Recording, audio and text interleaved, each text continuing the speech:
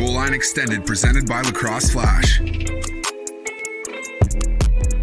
What's going on, everyone? Welcome to Goal Line Extended on the Lacrosse Flash Podcast Network. Today is Tuesday, May 18, and I am your host, Ryan Holzbus. Glad that you could join us as we get set to look back on the NCAA tournament's opening weekend and then look ahead to this weekend's quarterfinal matchups. And to join me in that conversation will be Harrison Silcox, as he's standing by and will be joining me in a few moments as we take a look at this past weekend's results, as well as the Inside Lacrosse All-American Media Poll, which was released during halftime of Loyola's win over Denver on Sunday night. And then after Harry and I are done recapping the weekend in college lacrosse, I'll be joined by Whipsnakes Defenseman, a two-time PLL champion and the 2020 Defensive Player of the Championship Series, Matthew Dunn, as he and his team prepares for the training camp in the long summer ahead as the league returns to the tour-based model here in 2021, which we are all very excited for. Matt will be joining us in a little bit, and to send it home today, I'll be joined by Pat Gregoire as we take a look at the Whipsnakes roster, some of the offseason moves that head coach Jim Stagnita has made, and what we expect this team to look like come week one in Boston, and then into the rest of the season. And then this is also my Flash team preview ahead of training camp and the season, so be on the lookout for that article on lacrosseflash.com as I welcome in Harrison Silcox to today's show. Harry, what's going on, my man? Not too much. Excited. It was good to have the tournament back this weekend, and I'm thrilled to be back on the broadcast as well, and a lot to dive into. I'm excited.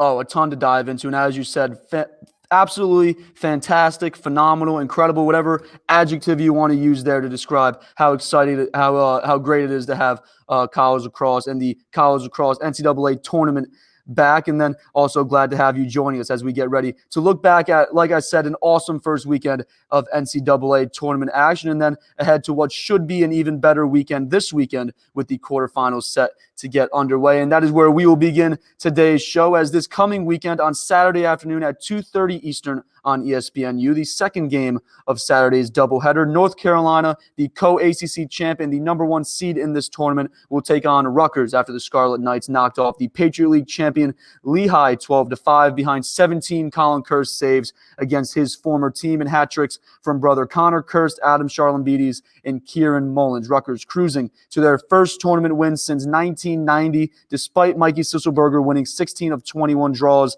and James Spence matching his former teammate and backup goalie with 17 saves. But for one more week, the team from Jersey remains alive, set to play UNC this Saturday. What are your takeaways from this game for Rutgers? A defensive battle that saw the offense get that needed push at the end. Yeah, the offense really did get that needed push, like you mentioned. This game was a great game over the weekend because of the storyline. You have three Kirst brothers who were in that game. Obviously, the storyline, you've got Connor and Colin, who transferred over to Rutgers to honor their father who passed away, and then their younger brother as well, who's still with Lehigh. And so for all three of them to get to play in that game and kind of honor their dad, it was just really cool. And, to have their families be able to be there and stuff like that after, what's been a challenging year and a half pretty much now. So a cool storyline going in there, but a lot of things that Rutgers fans probably liked going into this game. Obviously, defense is looking good when they're only going to allow 5 goals. Colin Kirst has been an awesome goaltender for Rutgers this year. He's been a huge boost for them in net. We've talked a lot about the offense this year with his brother and Charlambides, Kieran Mullins, and those kind of guys, and how high octane that offense has been throughout the year. But really, Colin has been a great goaltender for the Scarlet Knights this season. I think it's really shown late here in the season, and then especially in that game against Lehigh. And that's what you want if you're Rutgers when you look ahead to that quarterfinal matchup where they're going to have to play against North Carolina. It's obviously not an easy matchup, but when you have your defense cooking and your goaltenders hot, that's the recipe there for Rutgers to maybe pull off an upset. I know they're not seeded, but I think this weekend really showed me kind of where some of these Big Ten teams stand after only playing each other all season, as this was the first time we saw them playing some non-conference games. And so I think the gap between Rutgers and North Carolina may not be as wide as what some people think. And so I think Rutgers fans, you saw a lot of what you liked with the win against Lehigh on Saturday. And you've got a real shot at upsetting the Tar Heels, which would be a massive upset to get that team not only to the semifinal weekend, but just to kind of send a message of the talent they bring in the field every week. We've been hearing a lot over the last couple of weeks, really all spring, that the Big Ten, for whatever reason, isn't as talented this year. That's kind of been the dialogue going on all season, really in regards to Maryland and Rutgers, obviously playing in that Big Ten only schedule, the conference deciding to do that. So obviously those questions surfacing us, how good is Maryland really? How good is Rutgers really? Kind of just based on kind of questions of how good is Ohio State? How good is Penn State? How good is Michigan? Kind of those questions being kind of just put on Maryland and Rutgers there because they are the teams that they are playing. But as you said, big win here for Rutgers against the Patriot League champ in Lehigh, and then obviously a chance here to really prove all those. This win against Lehigh, a step towards proving those Big Ten doubters and those Big Ten haters wrong, but a win here against UNC would really prove those doubters and haters wrong. But the Scarlet Knights get their first tournament win in 21 years, holding Lehigh, as you said, to just 5 goals in the process. And as you said, adding to that story of Conor and Colin Kirst going back to Rutgers to honor their late father, Kyle Kirst, who was a goalie on that Rutgers team in 1990. So awesome to see that come full circle for the Kirst family. We'll see if Conor and Colin continue that success into this weekend. But as we're saying, it will not be easy as Rutgers draws a date with the North Carolina Tar Heels, the top team in this tournament, according to the tournament committee. And this past Saturday, UNC did what they could to solidify that top ranking as they blew the top off Monmouth, 16-4 in their first round meeting, behind 4 goals and 2 assists from Georgetown finalist Chris Gray, another 4 assists from William Perry, and then Justin Anderson, just hours after becoming a father, scored his only goal of the game to get things started, as UNC went on to win this one easily in somewhat of a tune-up game ahead of Rutgers as they get set to meet this weekend. In regards to that matchup, what are you most looking forward to? The North Carolina-Rutgers matchup? Yes. I'm just really looking forward to how these two teams battle. We talked about Big Ten and then kind of the Big Ten versus ACC. I feel like that's been a huge conversation where all year long it's with the ACC 5. We could see all 5 teams go to the tournament. All 5 teams did go to the tournament, and the talk has been around them because we know a little bit more about them because we saw them play in non-conference games, even if it was against teams like Cleveland State, Bellarmine, no offense to Liam Kelly, or Robert Morris.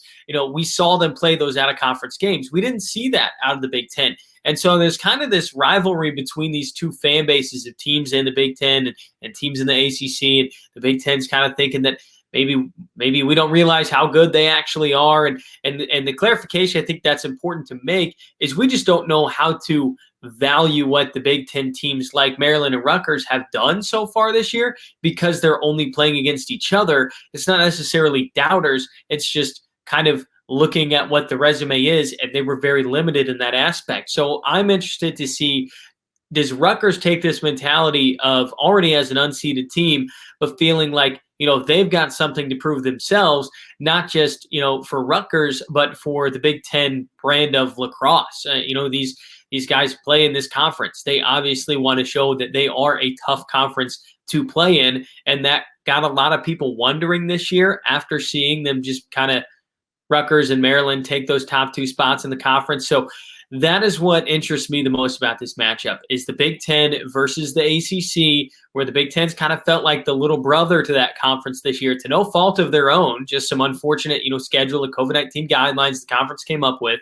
So how does Rutgers answer that call as kind of being the little brother in the Big Ten too, if you even break it down to that, because it's been Maryland and then Rutgers, So this is a huge opportunity for Maryland to kind of break through and surprise a lot of people and maybe prove a lot of people wrong, because there are definitely those doubters out there who don't think they can hang with a North Carolina or an ACC school. So that is what I'm looking forward to the most in this matchup. And we've got 2 like that coming up this week, and we'll get into later with Maryland and Notre Dame.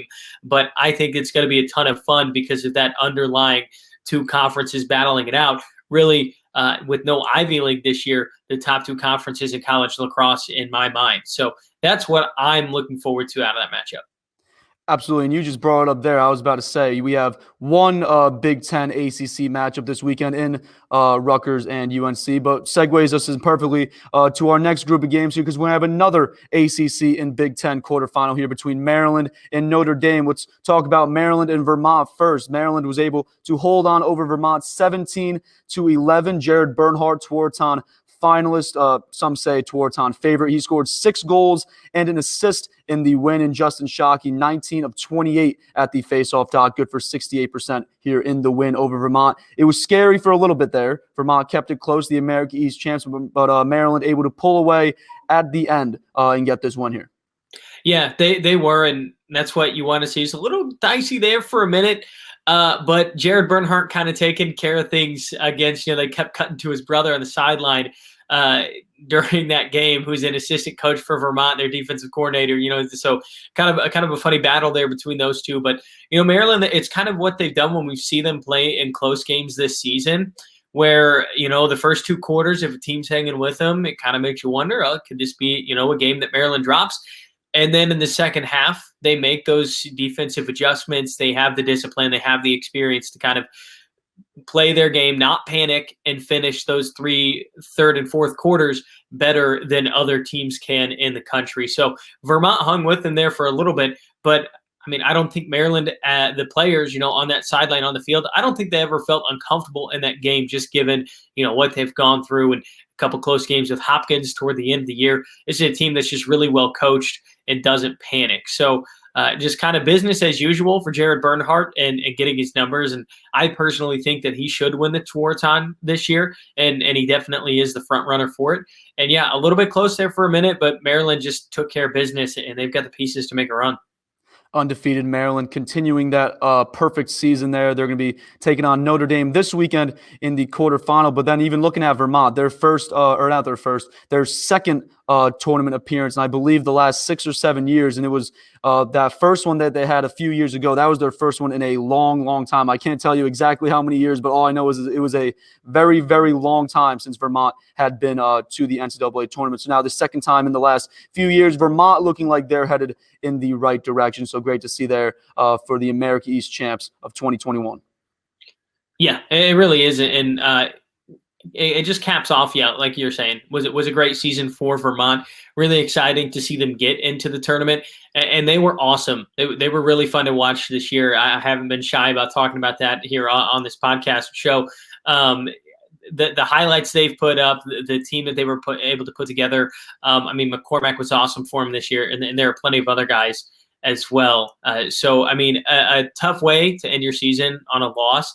But, Vermont accomplished a lot this year to get to the NCAA tournament. It was a big deal for them. It's obviously good for the sport to see those teams who don't get there as frequently sneak in, especially in a year as challenging as this one. So hats off to Vermont and a really fun season that they put together.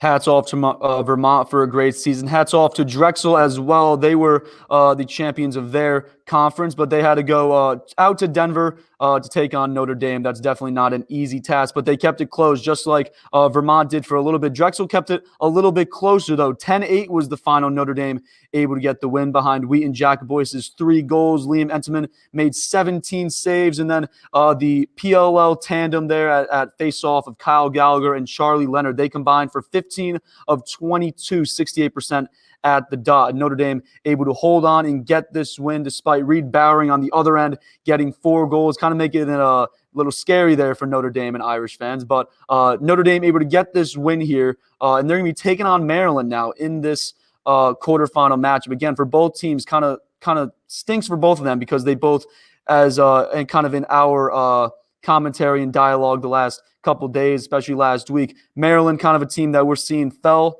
Obviously undefeated, fell down to the 3 seed. Notre Dame fell to the 6 seed, a little bit farther than a lot of us expected. So then obviously being that they fall, that they align together, they're going to be taking on a big matchup here in the quarterfinal, Maryland and Notre Dame. But Notre Dame able to escape this one against Drexel. What did you like from this game for the Irish? For the Irish, I think that those players and those fans just be pleased they won. You never want to be that team that gets upset in that first round. It's always a huge bummer, always really disappointing, and you go on and on. All of us as fans have experienced it at one point or another with whatever teams we root for. The game kind of reminded me of what Nick Ocello always jokes about this. He played at Notre Dame. Drexel is a fairly common opponent with them in their non-conference season, and he jokes that these are teams that it's going to be some weird low-scoring game, and it's going to be 1 or 2 goals because Drexel's a team that's going to come out and they're going to play like they have nothing to lose, and it's not like they don't have talented guys. And that's kind of exactly what happened, except this time there's a little bit more weight to it, because it was the postseason. I think maybe it might be a wake-up call to some guys on this Notre Dame team who I don't want to say that they cruised through the season, because they definitely didn't. But they did. A lot of people have praised this team for how complete they are. A lot of people have picked them to win the national championship because they like their defense, their goaltending, they like Pat Cavanaugh, the faceoffs they have. It's a very complete team, but they're not invincible, obviously, and Drexel almost proved them wrong. And I know there was the questionable interference call in front of the crease at the end that led to Notre Dame's eventual game-winning goal. In my eyes, that call was no different than when Pat Cavanaugh's shoe fell off when they played at Duke on Thursday night earlier in the season. You may not like the call. That's the rule. You have to play through it. I did not like the call on Pat Cavanaugh's shoe falling off, but you know what? Some people found in the rule book that technically a whistle being blown there was the right thing to happen. And, when you go back and you watch the replay, you've got one guy who's cross-checking another guy. The ball's in the goalie's stick. Whether, the player for Drexel saw it or not, I don't know. But is that interference? By definition of the rule, I would consider that to be interference. And for Drexel, you got to move on from that. You still got a game to play despite the call. Notre Dame obviously capitalized. It's a tough one for the Dragons to take. But, that's the rule, like it or not. Notre Dame escapes, and they're moving on. Despite your explanation there on that foul, which obviously is correct, that was a correct flag, being that it was an interference, but a lot of back and forth, or not really back and forth, I should say, but Lacrosse Twitter was active this weekend, as it obviously should be, being that it is the NCAA tournament, but very active this weekend in terms of on the referees, just for the referees throwing flags, having a ton of calls. Watching a handful of those replays, it's like, late slide, high slide, maybe, but this is playoff lacrosse. It's like you tune into these games, you don't expect to see a lot of flags, but we saw a lot of flags this weekend. Lacrosse Twitter making it known that that's not something that we were hoping to see. Yeah, definitely not. And I thought that there were some calls in that Notre Dame Drexel game alone. I thought there were some some flags against Notre Dame. I think there was a hit as a player was shooting it early in the game. I can't remember exactly, the names to the faces, but the flag was thrown on Notre Dame that I thought was a little iffy. But you gotta go, if you gotta go man down, you gotta go man down. You gotta make a stop, and that's just kind of what we're at this point in the season. It happens at all levels of the game. You go back to the the 2018 FIL World Games, Canada USA gold medal match, and the offsides call against Canada that may or may not have been offsides. Like it was hugely debated. From the debates, it seems like that Canada was not actually offsides, but the refs called it. They were still 3 minutes and change or something like that left in the game. You still got to play the rest of that, and ultimately it was USA who came away with gold medal then. But it's just kind of part of the game. But yeah, I'm with you and with most of the people on Lacrosse Twitter. Let the boys play a little bit. Come on, it's the NCAA tournament. Let them play, as long as they're not slashing each other in the helmets. Let them play. Yeah, exactly. We don't want head injuries. But let the boys play. Maryland and Notre Dame. That wraps up our weekend of quarterfinal games, Sunday at 2:30 p.m. Eastern on ESPNU. Make sure to tune into that one. That is a great game, probably the best game that we have of the weekend to close out the weekend. So make sure you tune into that one. Let's move on to our last few games that we have here. Georgetown defeated Syracuse on Saturday night, 18-8, in a game that I think we thought was going to be a little bit closer. Georgetown punching on the gas pedal, though, and able to pull away with this one. Jake Carraway, Declan McDermott, they each scored 5 goals, 10 goals combined. Dylan Hess added 4 goals of his own. And really for Syracuse, penalties and flags killed them. Obviously, we're talking about kind of maybe too many flags, but 6 penalties on the ride for Syracuse, and then a few unsportsmanlike conduct flags following those penalties that tacked on even more penalty time and more man down situations. So Syracuse kind of biting themselves here, shooting themselves in the foot here in this first round match. But Georgetown and Syracuse, what are your takeaways from this one? Georgetown moving on to the quarterfinal. My takeaways in this one is I regret thinking that Syracuse was a legitimate upset candidate in this tournament because, yeah, I mean, another double-digit loss for them. They finished, the final score is 18-8. Obviously, that's not pretty. That's not the way that the fan base likes, to be represented, especially in the NCAA tournament, especially in the first round. Thought they would be a fun upset pick just because the talent was there. The defense really struggled throughout the year, but there's no question there's talented players on the team. They just weren't able to put it together. And yeah, I mean, Caraway and McDermott, they really took over that game offensively. And Syracuse just was not a team that ever really did the best job of crawling back in games where they started to trail, and just kind of a bummer for a lot of these guys who came back specifically because they wanted to make a run at a title. They thought that they had a championship caliber team in 2020. Those guys come back. Nearly all of them come back. Nick Mellon was one of those guys who didn't come back, and I think that really hurt them defensively this year. He was their top cover guy. A lot of people thought that was going to be Brett Kennedy. He gets moved to LSM. I believe it's Wyckoff who got moved down as their number one cover guy. And it just never – the pieces never fit there defensively, and Georgetown – showed you why over the weekend. And so I thought that game was going to be a lot better. I was kind of bummed because I wanted it to be close, but also was excited for Georgetown. Georgetown's a team I have a hard time not rooting for them. They're a team that I think what a lot of people outside of lacrosse, or maybe who just kind of follow the surface of it, they think, the Dukes and the Marylands of the world. I think it would be really cool to see a Georgetown playing in the national semifinal. So a team I like to root for. Caraway's obviously always fun to watch. PLL draft pick, going to be suiting up for the Atlas. My questions after this game, though, as far as Syracuse goes, what's the future hold for Desko? I know that there's been a lot more push from some people in the fan base that maybe this might be it for him. We'll see where that goes. I know that can be highly debated, and plenty of people have opinions on that. And then for Georgetown, I mean, nowhere to go but up from here. I mean, to start the tournament with an 18-8 win over a blue blood program like Syracuse has got to be feeling good. And, they've got to have their sights set in the national semifinal. I mean, they play Virginia. Virginia's a team that Cuse beat both times they played them this year. So who knows? Georgetown could be making some noise next weekend. Absolutely. Georgetown coming in off an 18-8 win over Syracuse. And we've talked really all spring about Syracuse's defensive struggles. And if you look at this game, a lot of unassisted goals. It wasn't even like the defense was really getting picked apart, just guys running past each other. Really kind of has my lacrosse coach in high school would say, wanting it more than the other guy. Georgetown seemed to want it a little bit more than Syracuse this weekend. And then a little bit more there around that one. Keegan Kahn, Villanova transfer. Villanova, he's in the transfer portal right now, looking to transfer ahead of next spring. I saw a buddy of his tweet somewhere on Twitter about Keegan Kahn. He's supposed to be going to Syracuse, kind of maybe a possible target there for Kahn. And a teammate of his was like, no, like bad showing there for Syracuse. That was not a good a good pitch there from the Orange. So we'll see how that plays out. Just something that I saw kind of over the weekend there with the Kahn situation, obviously learning that he's in the transfer portal last week. Let's move on to some of these other games. Virginia and Bryant, again, a game that you just mentioned there. Obviously, Virginia will be taking on Georgetown here in this quarterfinal. But Virginia held on 13-11.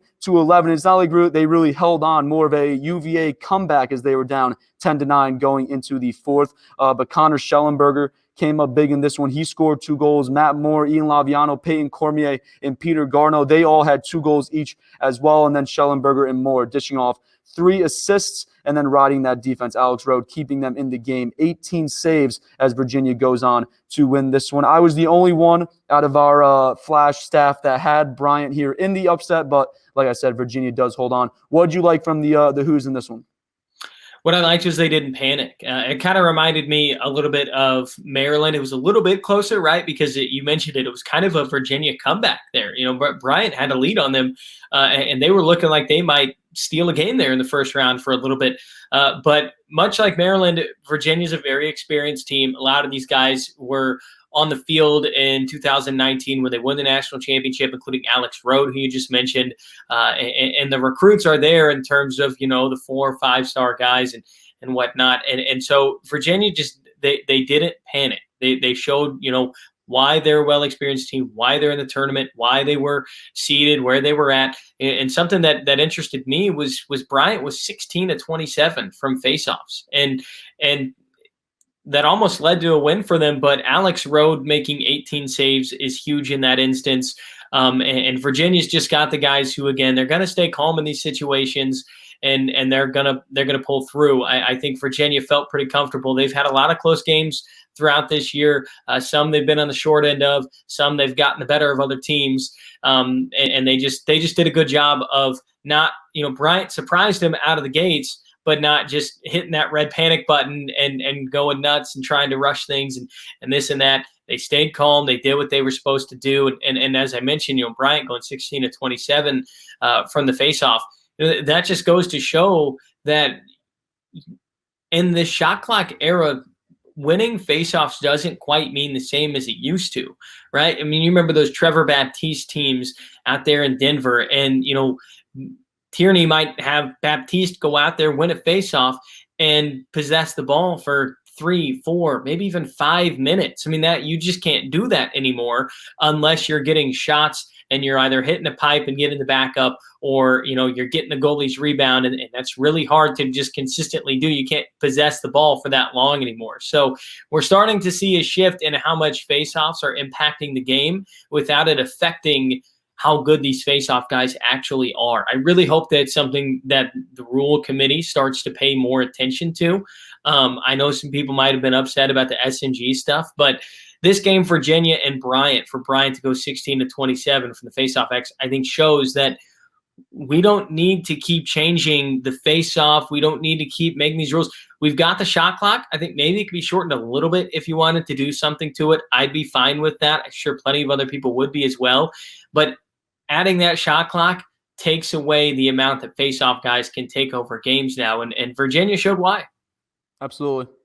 Georgetown and Virginia, the defending champions, will go at it Saturday at 12 p.m. Eastern on ESPNU. The defending champions trying to get back to Final Four weekend, to Memorial Day weekend. We'll see if they can get it done this weekend. And then the last 2 games we have here of the first round recap. Duke defeated High Point 16-10 behind 4 goals and 4 assists from Michael Sowers, all coming in the first half. And then Jake Nasso, 19 of 26 at the faceoff dot, 73%. And Duke will be moving on to play Loyola, as Loyola got a huge win over Denver, 14-13. Obviously, we all have seen the huge Sam Schaefer game-winning save there at the end. That was the last of his 16 saves on the day. And then offensively for Loyola, Aiden Olmstead led the way with 5 goals. So we will see Loyola and Duke this weekend, but especially this Loyola-Denver game, more because this Duke game against High Point, we've seen these 2 teams go at it. High Point obviously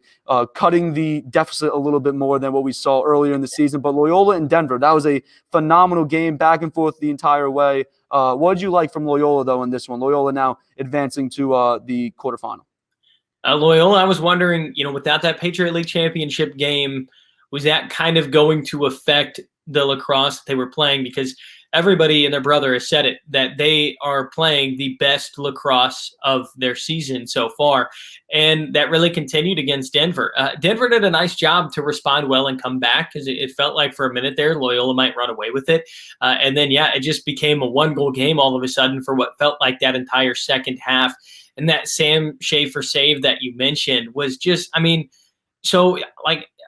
played attack. You always dream of getting that game-winning goal, the overtime-winning goal. Game's over. How many goalies dream of making that big save? Whether it's right at the buzzer or something on the doorstep. Sam Schaefer did both, and in an NCAA tournament game. That was just ridiculous. You can't make that stuff up. Like, that was insane. The reaction of the broadcast was perfect too. I mean, and that's a big deal. And that's why we love lacrosse this time of the year. And outside of Schaefer, what I liked about Loyola, and I've been saying it the last few weeks, is just the experience that this team brings to the table. And then now with them playing, their best lacrosse of the season and continuing that into the tournament. I mean, Olmsted with 5 goals looked phenomenal. This was another game that, just like the Virginia Bryant game, but an even bigger example, Loyola was 8 of 30 at the faceoff X. Like, I mean, that's the best faceoff duo in the country between Stathakis and T.D. Erlin. And Loyola, in the shot clock era, if you play good defense and lose faceoffs like that, it's not the end of the world. And Loyola showed you why. And that's why, I think that even though it's a crazy matchup against Duke, to think that Duke wouldn't make the semifinal this year, but I don't think it would be crazy if Loyola upset them. It's very common to have an unseeded team make it to the national semifinal, make it to championship weekend, even make it to the championship game. And I think Loyola is a team that could really surprise Duke because, I mean, they just got killed at the faceoff against Denver, and they won that game 14-13.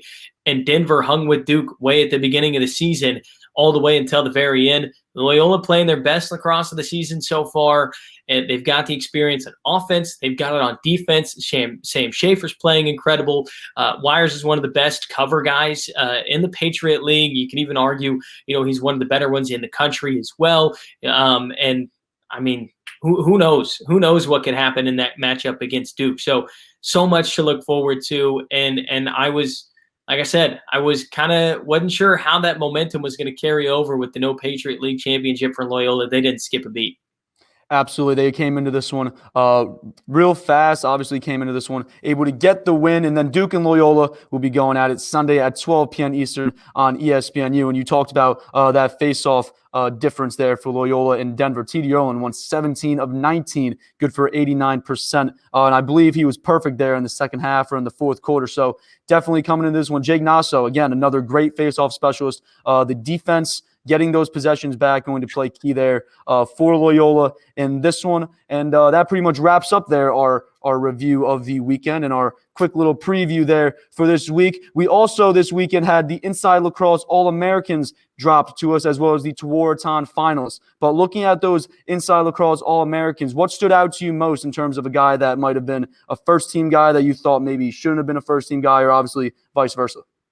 One thing that interested me, and I'll kind of say this before I get into it, is so I never want to care about, I know this isn't like the normal take here, but I don't really care that much about first, second, third team All-American guys. I think it's cool, it's good for the players, but to me, I mean, what does it do? Like, do these guys, like, do they put it on a resume? I mean, maybe they do when all these guys are like going to Wall Street or something like that after they graduate.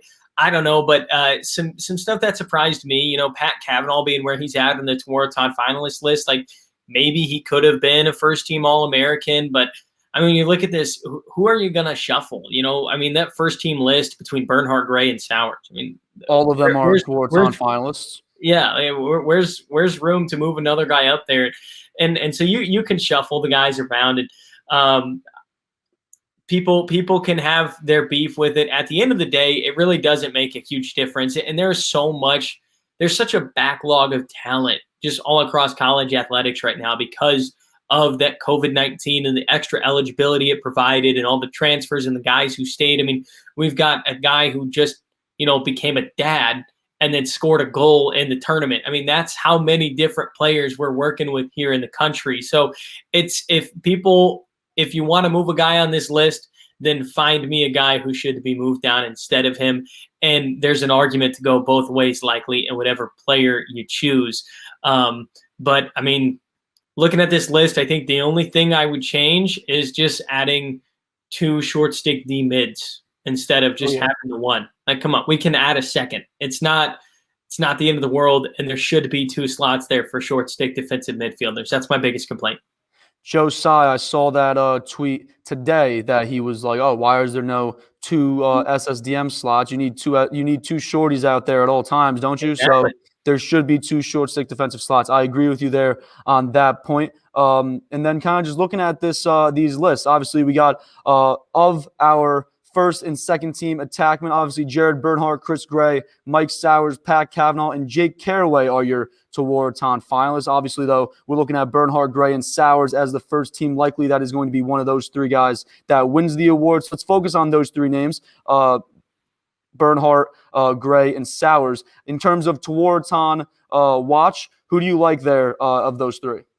Jared Bernhardt, for me, it's no question. I feel like he's a guy where, and I know he's got Wisniewskis, with him out there on the field as well, and there are plenty of other great players on Maryland, but without Jared Bernhardt, I just don't know what that Maryland offense is. And he's been able to, no matter what the matchup is, he's been able to score at will. It's felt like this season, the impact that he's been able to have for the Terps has just been the biggest impact out of any other player offensively in the country. And I say offensively because that's really kind of what the Tewaaraton is boiled down to, whether people like that or not, is kind of that offensive player. I mean, that's what draws the most eyes, not, great fundamental defense. But Bernhardt's the guy for me just because, again, biggest impact to that Maryland offense is his game.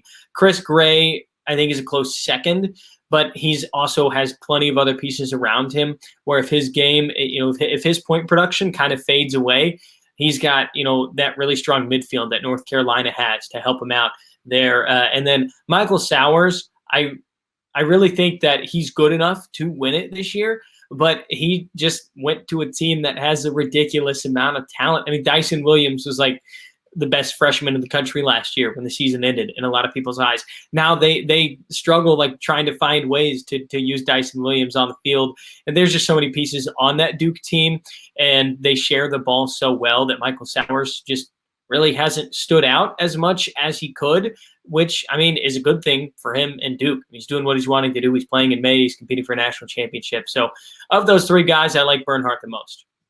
Absolutely. Jared Bernhardt, second in NCAA Division I lacrosse with 82 points. He's first in goals with 59, 11 goals more than the second place holder there in that category, and Ryan Smith out of Robert Morris. And then Chris Gray, the leader there in points with 83, just 1 more over Jared Bernhardt and a game on Jared Bernhardt as well. So if we were to break down the average points per game, Bernhardt would have the edge there. And then obviously with goals being that Bernhardt is 13 goals ahead of Chris Gray. So average goals there would be different there as well. Bernhardt most likely with the edge. But there are our Tewaaraton nominees. We'll be talking more about them later into the week, as well as our All-Americans there. But Harrison, I appreciate you joining me as always as we look ahead to the quarterfinal round of the 2021 NCAA tournament. His official picks for this weekend's games will be on Twitter sometime this weekend. Make sure to follow along at Lacrosse Flash to see who he and I are going to be selecting in this week's games, as well as the rest of our Lacrosse Flash staff. So make sure to tune into that. As we see, obviously, I came in 19-6 on the weekend. You came in 16-9. I believe I went 6-2 on the weekend, maybe 5-3. I think you did better than me. It wasn't the best weekend for me. I can tell you that. I had, I believe, Denver there at the end. I had Denver. I had Bryant on Sunday, and I had can't think of the other team I had, but I know I had 1 loss there on Saturday. I know. I picked Denver. I want to say I think I did pick Syracuse, and then maybe I went crazy and picked Vermont. I don't remember. See, I backed myself into a corner because, I had a piece on it that went up on Lacrosse Flash, my 3 favorite upsets. So I'm like, well, I put it, pen to paper. I gotta do it in my picks. Gotta pick at least one of those upsets if you put pen to paper. Gotta pick at least one of those upsets. Harry, I want to thank you again, my man. Whipsnakes defenseman Matt Dunn will be joining me next. Do not go anywhere. We will be right back.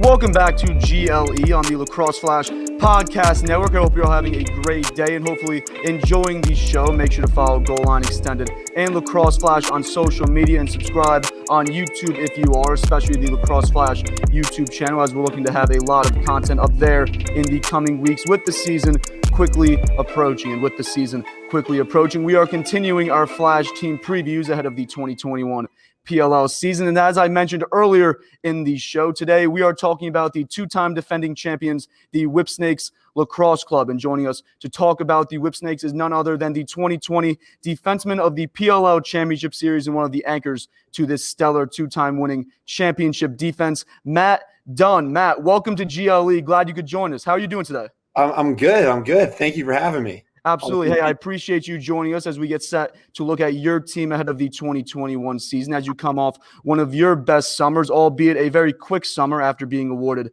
that Defensive Player of the Year honor. You were a finalist in the PLL's inaugural season as well in 2019, and you won the award in your final season in the MLL as a member of the Dallas Rattlers in 2018. So over the past few years, cementing yourself as one of the top pulls in the game and now on the best team in the league. And you think about impressive feats. Winning back-to-back titles sounds pretty impressive in and of itself. How about doing that while not losing a single game in over a year and a half? August 25th of 2019 marking your team's last loss. That is, I'd imagine, unheard of, obviously, until now. But what makes this group so special that you guys were able to come together not just once, but now twice and win that PLL championship? Yeah, no, it's a good question. And it wasn't easy, right? So if you look at it, we have a number of games where even the last championship run where we essentially won a game in overtime in the semifinals, and then we're down pretty bad in the championship game and had to mount a pretty big comeback. So no, it's a special feat, but it wasn't easy at all, and I think it's a testament to our group.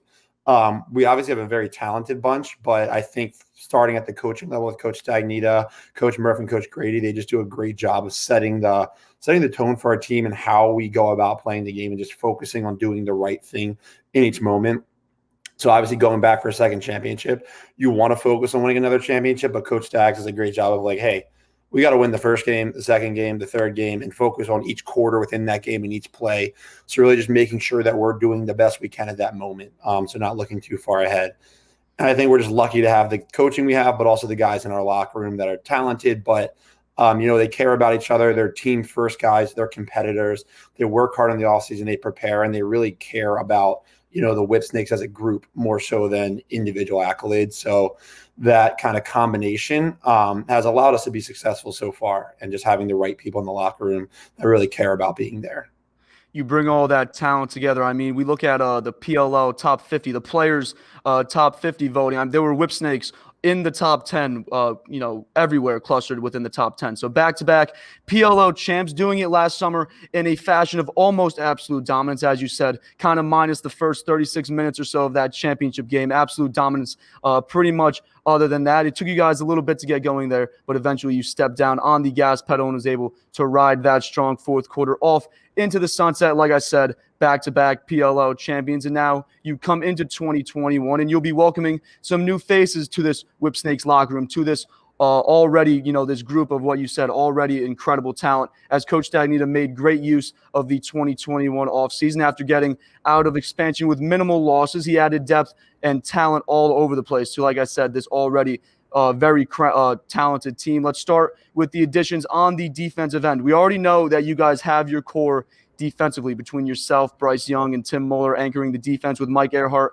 operating at LSM. But beyond that, we had questions going into these drafts and into the offseason, similar to how we kind of had the same questions about your offense during last year's offseason, kind of just with all the movement around expansion. But just like last year, Coach Stagnita ensuring us to not worry as he goes out and adds Alex Spring during the waiver wire. He drafts Colin Squires and another Maryland Terrapin, Nick Grill, in the college draft to add depth defensively, and then with a few off-season retirements, especially in the defensive midfield. Coach Stagnita made addressing that a point of emphasis, drafting Charlie Hayes in the entry draft, and then he claimed veteran Matt Abbott off the player pool. What impact do you expect these new guys to make down low and in transition, slotting in front of goalie Kyle Bernhardt in this championship defense? Yeah, I know some of the guys personally. I haven't played with many of them before. but I know them all, know who they are, and I'm very excited about what I think they can bring to the table for us.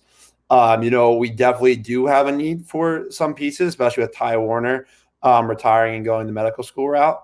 We still have Jake Bernhardt at short stick D-midi, who will be a great contributor this year. But we do have some roles that need people to step up in, and that's exciting to me, going to camp and having all the guys go play and compete for spots and compete with each other to be a part of the team and be on the field.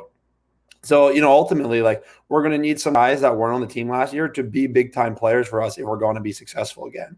And that short stick D-midi position is such a vital role on a team. That's where teams, like to attack. That's where, if you don't have those guys, that's where you get exposed and you have to pre-slide so much and things open up. But if you can trust those guys to win matchups, hold their own, be a part of the defense, push transition, that is so valuable. So I'm excited to see that. And I'm excited to see, we had Brett Schmidt retiring, who was our backup pole last year. And there's going to be an open spot there too. And I'm excited about the talent, and Coach Staggs does a great job with us of what we've picked up. I'm excited to have another Maryland guy on the roster, Nick Grill. I love his game. I think he's had an awesome season. So, and all the other guys too, they're talented, and it's going to be an open trial for everybody, ourselves included. So, I'm just excited to see those guys and play lacrosse and get to know some new guys and welcome them to the squad. Absolutely, especially with those retirements. That adding depth was really one of the big kind of focus points there for Coach Staggs. I talked to him a few weeks ago, and he said Charlie Hayes, second round, that was a need. Come second round, short stick defensive midi like him still available. Somehow he was still available. Kind of was Coach Staggs' point of it. You take a guy like him, with the loss, as you said, with a few of those retirements, definitely trying to add some depth. But in last year's tournament in Utah, your defense allowed an average of 8.5 goals a game, good for the best mark in the league, and a full 2 goals less than the Redwoods, who ranked second in that category. So definitely a dominant summer defensively for this team. We'll see if that success carries over into 2021 with these new additions, but this defense is looking really good ahead of training camp and the start of the season. How about this offense? Unlike before last year's expansion draft, Coach Staggs able to protect most of the offensive firepower on this team, Max Tuttle being the only field player lost in expansion this season. So rather than trying to put that offense back together sort of in a way, an opportunity to instead add talent around the incredible talent already present in Matt Rambo, Zed Williams, Mike Chanenchuk, and the rest of this offense, and then add talent. He did. In the entry draft, he got Chris Heslanian and then Brian Cole. Cole, unfortunately, won't be available for the start of the season, but expecting that we'll see him at some point this year. And then in the college draft, Conor Kirst was the first midfielder off the board, and Ryan Tierney fell to the end of round 2, hoping to see both of these rookies this season at some point as they get their pro careers started. Out of that group, who excites you the most? And if you had the choice, who would you not want to draw as a matchup? Good questions. I'm super excited about all these guys. I played with Brian Cole in college at Maryland, as many of the guys on the team did. I played with him for the Swarm. So I would love Brian to come out. I'm bummed he won't be able to make it. I think he's an awesome player. Chris Heslanian, I haven't played with or seen playing, but I've seen him play, but haven't played with and against him much. Heard great things, so I'm excited to see him play. The college draft is so talented, it's absurd. So between Kirst and Tierney coming in, those guys are highlight reels themselves. And I've watched Kirst play, and he's a good player, and he kind of fits in with the Matt Rambo, Zed Williams power on the offensive side. So that's a guy who I think would be a tough matchup right there. Big dude. Big dude, but really skilled. I think what I like about him is I think he understands the game well. I think he's a scorer, but a feeder as well. A guy that just he's able to read defenses and read the play and make the play. So, he's skilled. He's got physical ability. It seems like he understands the game well. I'm excited for that, and I feel like he's the kind of guy that can play multiple roles in our offense, which is what we really need. So I think it'd be a tough matchup, but I'm excited to have guys like that on our team. Absolutely tough matchups in training camp and in practice. Obviously, creates more competition. Creates, obviously better team defenses. Obviously, if you have all these offensive studs out there making it difficult there in practice. You are a coach. You run with Deemer class, the first class lacrosse, first class defense. How's that been going? Obviously, watching all the videos, very informative that you've been putting out there on Twitter and on YouTube. Yeah, no, that's been awesome. I've loved doing that. So I started about a year and a half ago getting involved with Deemer, who, I played in high school with, grew up with, and really respect what he's been doing with that. And then the opportunity to kind of share some of that experience I've had playing lacrosse and getting coached by great coaches and share that in a public format has been exciting. And it's so much fun for me to be creative and try to put together content that I think is helpful. It's been awesome. And I feel like we're really getting positive momentum as I'm kind of coming over the hurdle of understanding like what the good content is, how to make it, the process is that, there's a learning curve to some of that because I haven't spent a lot of time. A year ago, I would have said I'm not very tech savvy, and no, I'm still not saying I am, but I'm able to cut basic clips and do voiceovers and put some things in it. So it's been a ton of fun. I feel like we're making a lot of progress and growing our base and getting to work with and coach with great players and networking with other great coaches in the community where it's a very like open and knowledge sharing community. And I've learned so much from it, but I've got a lot of joy and fulfillment from being able to share what I know and to these players and help them along their journey. Absolutely. Give back your knowledge that you've gained of the game to the next generation. I mean, the talent that we're expecting to just come up kind of through the ranks. Some of these kids are incredibly talented and very excited to see what they bring to the table here in the next couple of years. Obviously, hopefully we're seeing them maybe in college lacrosse and in the PLL here on these TV screens one day. Matt, I want to thank you so much for taking the time today to join us here on Goal Line Extended. Before I let you go, I have the quarterfinal games for this weekend laid out in front of me with your Maryland Terrapins moving on after their win over Vermont this past weekend. If you're interested, we can run through this weekend slate, make some picks, and then once we get to the end, we can talk Maryland a little bit if that works. Yeah, that works for me. All right, let's do it. Virginia and Georgetown, they kick off the weekend Saturday at 12 Eastern. Who do you got on this one? I got Georgetown. And that's one of the harder ones. I got Georgetown. I think Georgetown's a good team. I loved what I saw against Syracuse. I think Coach Warren's a great coach. I think those guys are fired up right now at Georgetown. Their defense has been phenomenal and statistically ranked highest in the NCAA right now. In a lot of those categories, calls, turnover, scoring, defense. I think Georgetown keeps it going. Georgetown led by volunteer assistant Jack Rowlett, Chaos defenseman. Yep. So definitely Georgetown getting past Syracuse on Saturday night. They'll be taking on Virginia. I had Bryant in that game. Bryant and Virginia kept it kind of close. They did, yeah. Kept it kind of close. We'll see. But Matt's got Georgetown in this one. Let's move on to North Carolina and Rutgers. Rutgers coming off their big win against Lehigh, the Patriot League champs, on Saturday. Hoping to continue this success into May. How do you like, or who do you like, in the second of Saturday's doubleheader? I'm going North Carolina here. I think, across the board, North Carolina is maybe the most raw, talented team in the tournament. And they create chaos. They create chaos just with their 10-man ride in the middle of the field, and they play fast, and their offense is talented. Their defense is talented.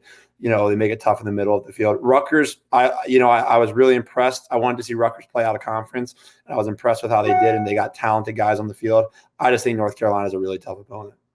A lot of talent there for Rutgers. Conor Kirst, an eventual teammate here, a new teammate of yours, one of those guys. So you've got UNC. Duke and Loyola gets the action started on Sunday, noon Eastern on, I believe, ESPN2. I believe all the games this weekend actually are on ESPN2. But Duke and Loyola, a rematch that we've seen a few times come tournament time. Who do you like?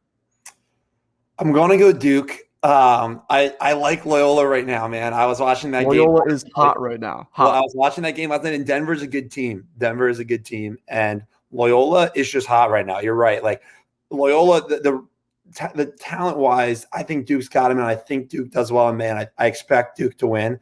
But I wouldn't be surprised. Loyola's got some magic going right now, especially with kind of how their season almost ended and they got in the tournament. There's something about Loyola. I'm going to go with Duke, but I would not be upset or that surprised if Loyola made a really competitive game out of this.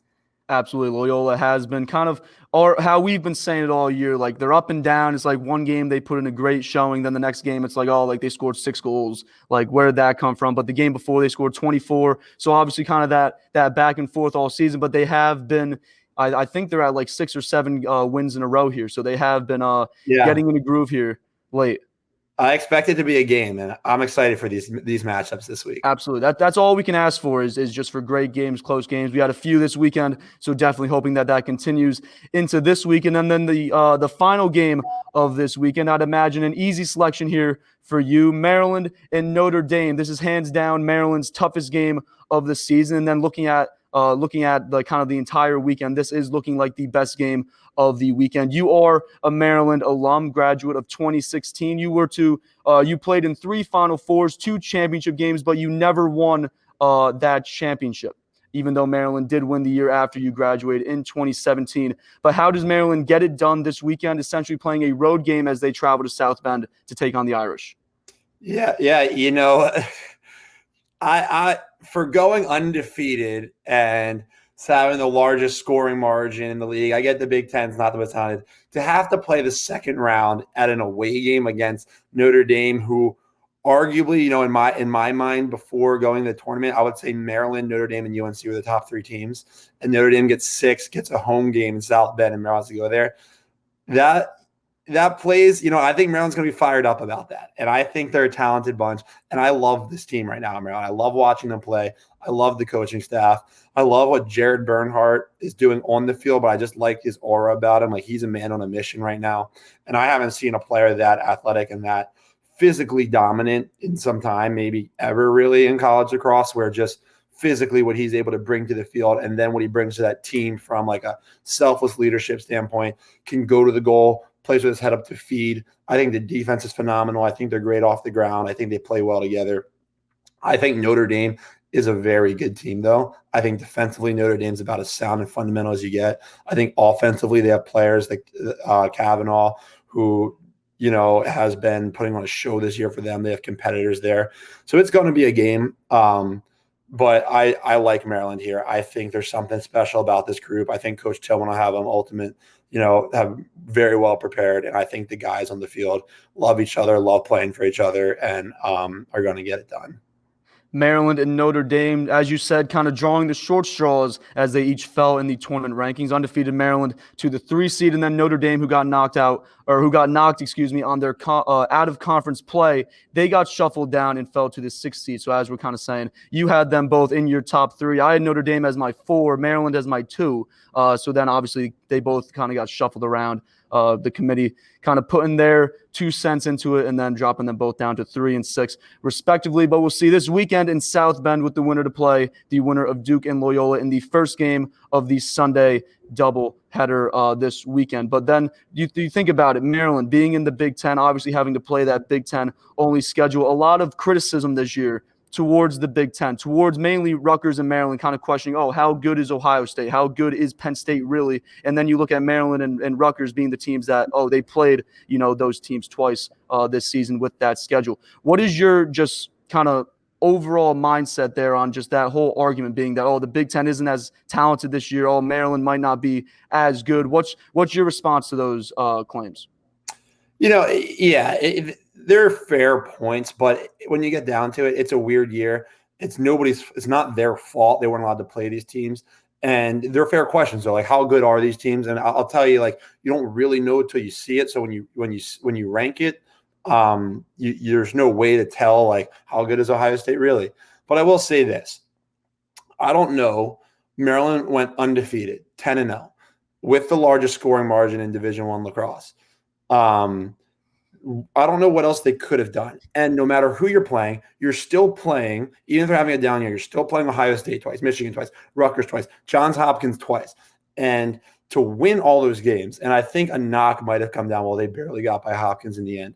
Well, Johns Hopkins was a much better team by the time they got to May than they were in February and March, because they didn't have an offseason. So like the team, like Hopkins is a good lacrosse team. And by the time what you saw in the end, they were competing. And I'll tell you this much, Maryland Hopkins, no matter how good either team is each year, is going to be a battle. So I don't know what else you could have asked for from that Maryland team than to go undefeated with the largest scoring margin. And sorry they didn't blow Hopkins out of the water in the final games. But that's the oldest rivalry in lacrosse right there. And they played them for the second time that year, and they still won the game. So, like, I get it. I get the conversation. But, Maryland did everything they could have done. You couldn't have asked them to handle that scenario better and put themselves in a position. If they can't be the 1 seed after that, then you're basically saying nobody from that conference is allowed to be the 1 seed. Absolutely. And then +2, I mean, you think about it too this way. It's like you ask them, what more could you have asked them to do? They went undefeated, and as you're saying, largest scoring. Like, what more could you have asked them to do in this situation? Not much, especially being that they played in this Big Ten tournament. But we will see if Maryland can get it done this weekend and punch their ticket to Final Four weekend. They'll have to get it done, though, in South Bend against Notre Dame. Notre Dame kind of dropping a lot of the criticism towards them as they're out of conference schedule. But then kind of the counter argument, they weren't able to really travel very far. Teams weren't able to travel very far in. So kind of all those arguments kind of just getting clustered together. But we will see this weekend as it will be decided, Maryland and Notre Dame in South Bend on Sunday. But backed by a strong comporting class that includes the Whipsnakes and all their Terrapin alumni, Maryland will have all of that behind them this weekend. Matt, I want to thank you again for joining us. Best of luck this summer to you and your team as you guys search for that third straight championship in the PLL's third season. Thank you again, my man. Pat Gregoire will be joining me next. We'll be right back. Absolutely. Thanks for having me, man. Absolutely. Thank you.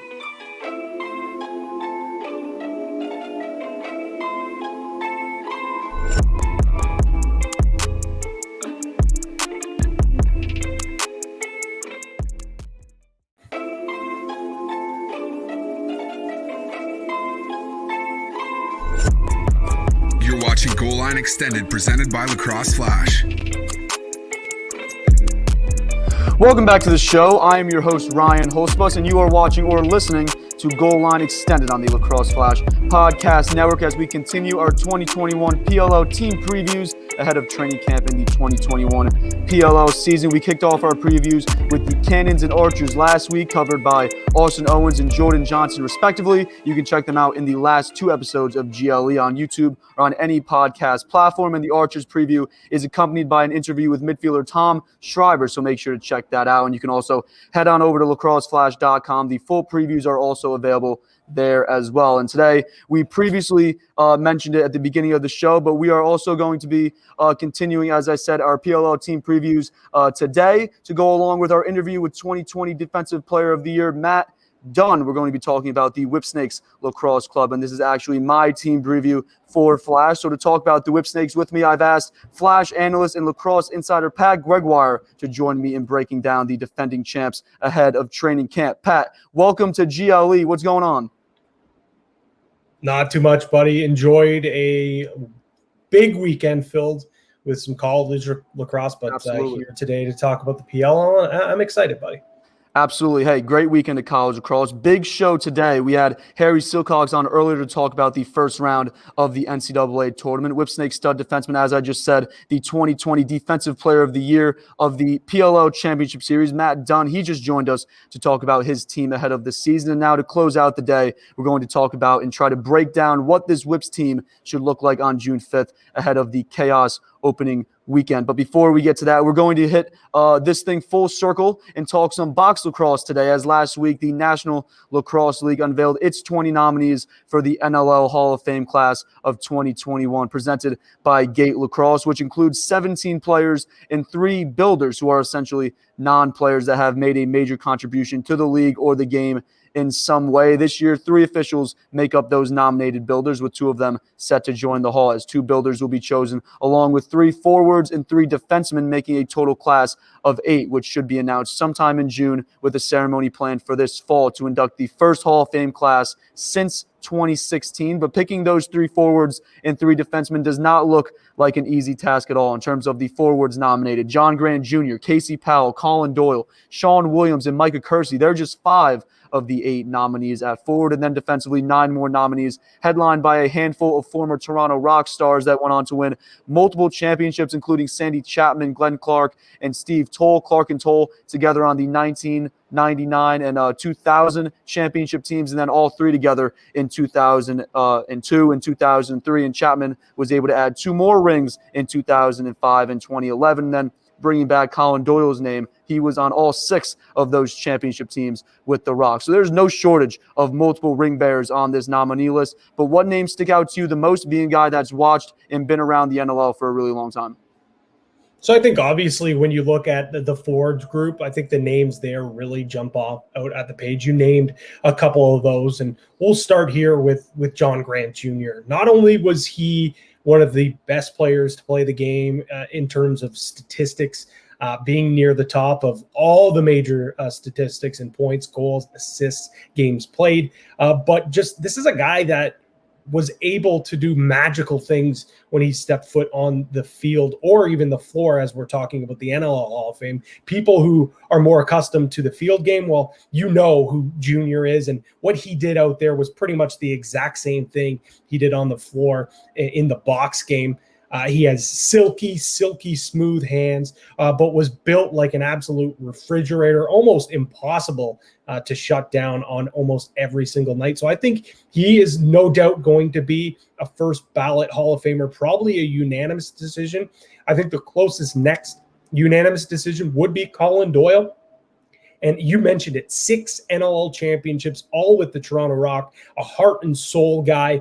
Wasn't only just the guy that would come up with the big goal, the big assists in those moments, but he was a true leader of this franchise and a guy that really, I don't know if there was anyone who wants to win more than him. And then I think the third nomination or third elected forward will probably be Sean Williams. And Sean Williams is a guy that, you know, throughout his entire career, he was always one of the best playmakers the game has seen. One of the smartest players that I have ever seen. And Williams, maybe some that are watching this program right now that aren't so accustomed to the box game, well, that last name does sound familiar. It is Dyson Williams' father. And I know that when Dyson, his father, does get elected, I know Tucker Williams, the late Tucker Williams, will be very proud of his father looking down when he does get elected. So that's going to be a very special moment. I think those 3 guys should be getting in this year. I would be surprised if Williams doesn't.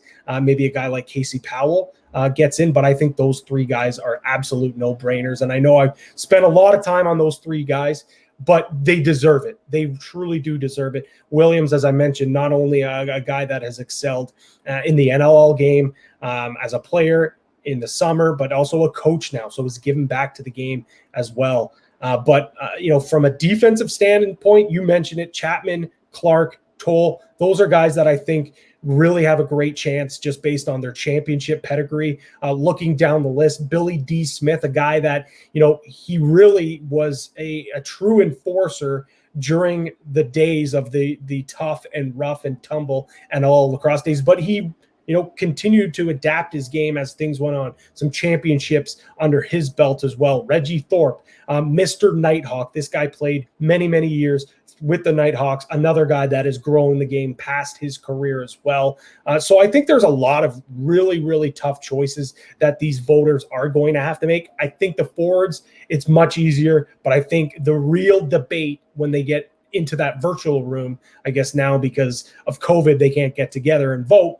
But when they do get together, I think the majority of the discussion that is going to be had is going to be around that defensive position.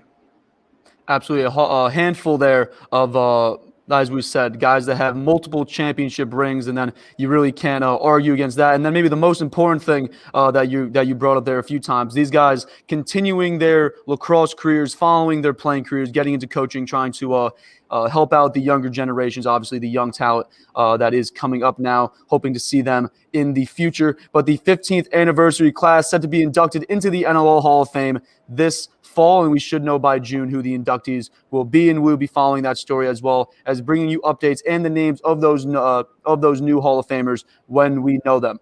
But let's move on now and talk about the Whipsnakes Lacrosse Club as Coach Stagnita and his staff get set for training camp in Boston beginning next Friday. Let's start with the specialists on this team, because I think it's safe to say that Stagnita comes out of camp with both Nardella and Reisman in terms of his face-off situation. Nardella, the 2020 face-off specialist of the year at the PLL Championship Series, and then Reisman, a post-entry draft addition. Stagnita looking to again field one of the best face-off units in the league. And then in goal, it's similarly safe to say that Bernhardt will be in goal week 1. But the question becomes, what does Stagnita decide to do at his backup position as he lost Jake Stover in expansion, a guy that he told us just a few weeks ago that he really, really liked in terms of being his backup goalie. But he brings in Alex Reddy and Reed Junkin to compete for that backup spot, two guys that are wildly unproven in pro lacrosse. How do you see this goalie situation playing out? Yeah, this is tough, and I think he has a good problem in where his biggest decision is who's going to be the backup. Clearly, Bernhardt is his guy. That's who he's going to go with. But I think if I had to give the nod, I think I'm going to go with Alex Reddy. I think he's a guy that, like you said, obviously not proven at the pro level, but I think he's going to go with a guy maybe who has a little bit of a higher ceiling because he knows Bernhardt is going to be his guy right now and in the future as well. So there's not really a need to get that next guy up ready, but you will need a guy maybe to eat some minutes here and there. This isn't the PLL Championship Series where it's a short time where you just roll with the hot hand. He is going to need to go. So I could see Reddy to be totally honest. But like I said, this is a team that really didn't have many holes. It just come to filling depth positions.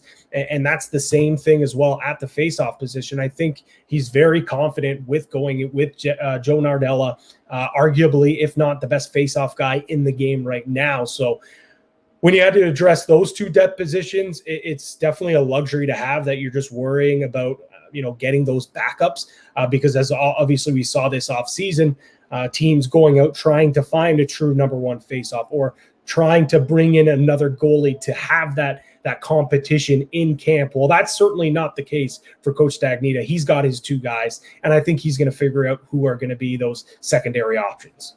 Absolutely. We saw a few teams. The Redwoods, they got a face-off specialist in TD Erlin that looks like he can be their guy. The Water Dogs just recently acquired Dylan Ward from the Chaos, looking like he should be their guy in goal. So definitely a few teams trying to upgrade there in those two key positions. And as we're saying, the Whipsnakes kind of in a good position here. And just because of the fact that they're trying to really figure out their backup positions there for those two situations. So a good position to be in. Again, I'm doing the Whipsnakes preview article, so I do agree with you there on that one. I got Bernhardt and then Alex Reddy being the backup there for Denver. Again, as you said, kind of just a known name here. He was the Big East goalkeeper of the year in 2016. So definitely somewhere that Coach Stagnita can kind of build some depth there too, some depth and some young talent coming in here. Let's move on here to this offense because the Whipsnakes made a handful of additions this offseason in the college draft. Conor Kirst out of Rutgers, a former Villanova transfer.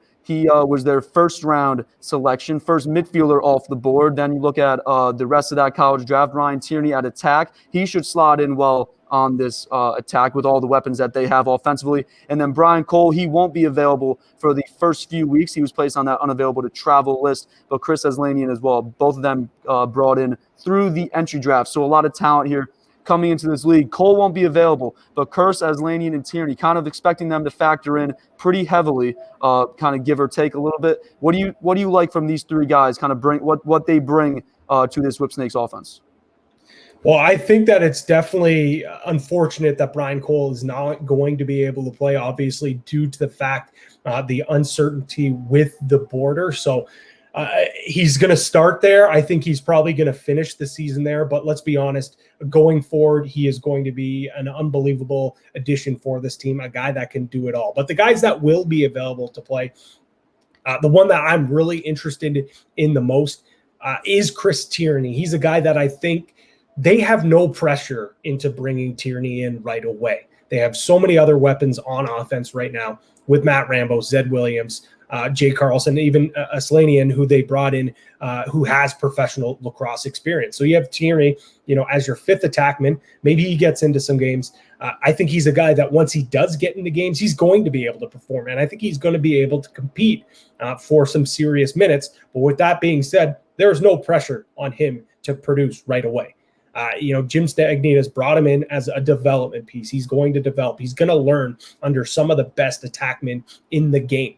And it's a perfect situation for him because he obviously doesn't come from one of these big-time programs that are playing the best competition throughout. But every time he steps on the floor, every time you're watching Hofstra or just even scrolling through Twitter, you're seeing an unbelievable highlight reel goal from Tierney. And that's what makes him a special player. And I think that's what Jim Stagnita sees for the future for him. I think Conor Kirst is another really intriguing player to me as well. A big, huge body, can dodge downfield. He's going to be an absolute monster. You can shoot on the run. Going to be playing some midfield, but he has some capabilities to play attack as well. I think he's going to fit really well in that offense, and I think he's going to be a nice man-up specialist as well, too. I think he's going to really contribute there. But again, another point here, Ryan, this is a team that doesn't really need to bring in any impact talent. They have it already. They're the two-time defending champions. They're the favorites right now to win again. So why bring in all these big names or these guys that are going to, really want those big minutes and throw things off? You have a championship formula. Let's fill out the pieces for depth, and let's fill up the pieces for the future. And that's what they've done through not just the college draft, but also the expansion draft as well. Absolutely, adding in Islanian in the entry draft, Tierney there in the college draft at attack. They should join Matt Rambo, Zed Williams, and Jay Carlson to make up that group of 5 there that we're expecting there on the attack. In terms of the midfield, Conor Kirst joining Mike Shannon, Chuck John Haas, and Brad Smith in that offensive midfield, Jake Bernhardt there as well. But I'm going to offer here a counterpoint to what you just said there in terms of the Whipsnakes not really needing or not really having any needs, because when we talked with Coach Stagnita, Charlie Hayes in the second round there, short stick defensive midi, he said that was a need when it came around to the second round, a guy that he didn't think was going to fall there to the end of the second round for him in the entry draft. But Charlie Hayes brought in Matt Abbott, a post-entry draft addition, brought in there for with the loss of do I have his name here? No. I should probably restart that whole part. I had a thought in my head, and then it just completely completely escaped. So I'm going to pick up Conor Kirst set to join Mike Chanchuk, John Haas, and Brad Smith in the offensive midfield, but definitely Matt Abbott and Charlie Hayes, short stick defensive middies, set to come in and make a big impact here on this Whipsnakes defense. Yeah, absolutely. And I think that's maybe one of the most underrated moves of the offseason that Coach Stagnita did, going out and grabbing Charlie Hayes, a guy that was touted to be one of the better defensive short sticks midfielders in this draft. Not from a big-time program, but a lot of people very high on him. And Stagnita even said it. He was not, very surprised that he was able to fall to him. And bringing in Matt Abbott, another guy that everyone kind of assumed that someone was going to pick up, but he just eventually falls to the Whipsnakes after the draft, like you mentioned as well. So they did have a need at short stick midfield. They go out and do it. And again, they get guys that are, young, hungry, and ready to prove that they belong in the Premier Lacrosse League and that they're going to be able to contribute. So again, Stagnita doing Stagnita things, pulling rabbits out of his hat. And why should we be surprised? He's built a championship team 2 years in a row, and they're the favorites right now. So until someone dethrones them, they are the favorites.